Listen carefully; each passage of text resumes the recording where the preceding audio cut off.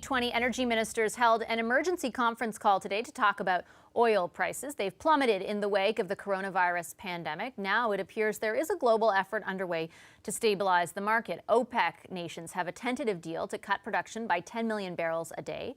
So will Canada follow suit? Seamus O'Regan is the Minister of Natural Resources. He joins us from St. John's. Hi, Minister. Good to have you with us again.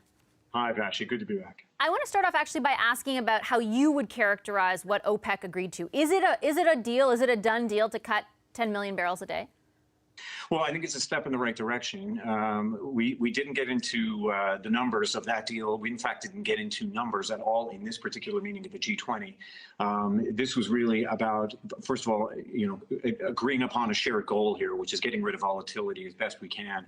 And from both the producer side and from the consumer side, an acknowledgement clearly that instability is not in anybody's best interests. So, how do we move forward from here? How do we share data? How do we, come to an agreement on what we can do about this price instability? And I think, movement by OPEC Plus, going in that direction is obviously a good thing.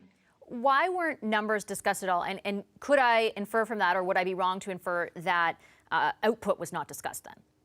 Yeah, I mean, it wasn't the mandate of the meeting. Certainly, let me be very clear, isn't my mandate, because that jurisdiction lies clearly with the provinces. Now, having said that, I keep in very close touch with all energy ministers and natural resource ministers right across the country. And certainly we've been talking an awful lot over the past few weeks, but particularly leading into this meeting and leading into meetings that I've had, over the phone with the U.S. Secretary of Energy, Dan Brouillette.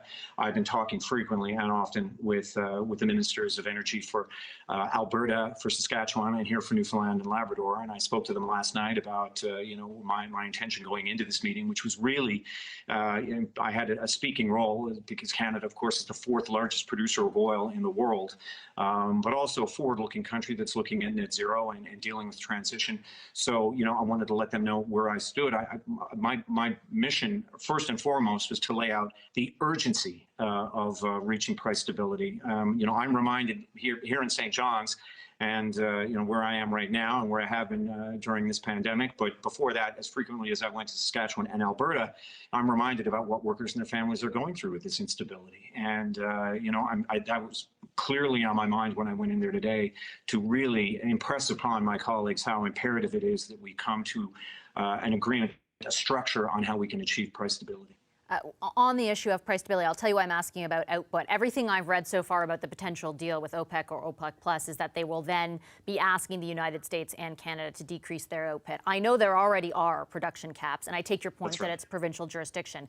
Have there been conversations between you and your counterpart, or Premier Kenney, about further output cuts in the province? No, but I mean, there are a couple of things that are out there for sure. As you acknowledged, there is already a formal curtailment that Alberta has in place, which is acknowledged. I think by all the players, and I think, in fact, curtailment is not an easy thing to do. So as Minister Savage reminded me, there are things we could actually teach other people about how you achieve curtailment. And we also know that production is well behind. Alberta now is between 500 and I think 750,000 barrels per day behind in production now. Because of two crises that are occurring. One dealing directly with price instability in the marketplace, and of course the other one demand driven, which is, we're not driving as much anymore, not nearly as much, or flying nearly as much, so demand is way down. Are there plans? Actually, let me be more explicit. Is the position of the federal government and the provincial government that no further cuts are needed to output?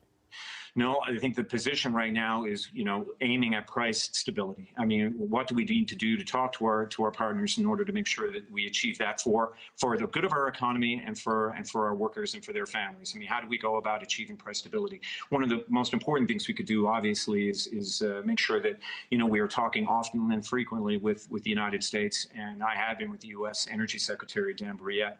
And on the flip side, making sure that I'm talking often with the provinces here on how we can go forward. Has there been any pressure from the United States to also cut output here?